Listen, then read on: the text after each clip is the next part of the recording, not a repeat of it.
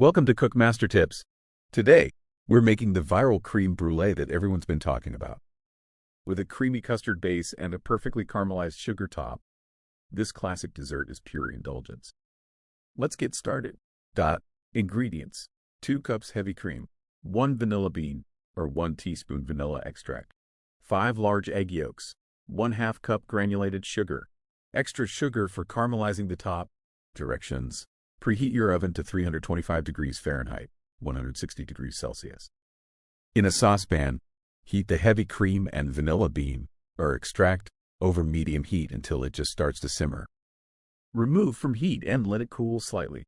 In a mixing bowl, whisk together the egg yolks and sugar until pale and thick. Slowly pour the warm cream into the egg mixture, whisking constantly to avoid scrambling the eggs. Strain the mixture through a fine sieve to remove any lumps or vanilla bean pieces.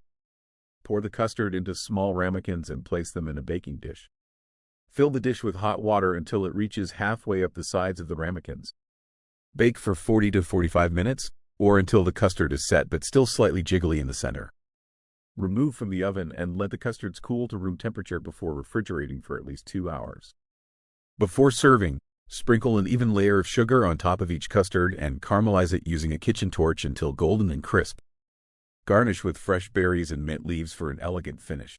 Prep time: 15 minutes. Cook time: 45 minutes. Chill time: 2 hours. Total time: 3 hours. Calories: 400 kilocalories per serving.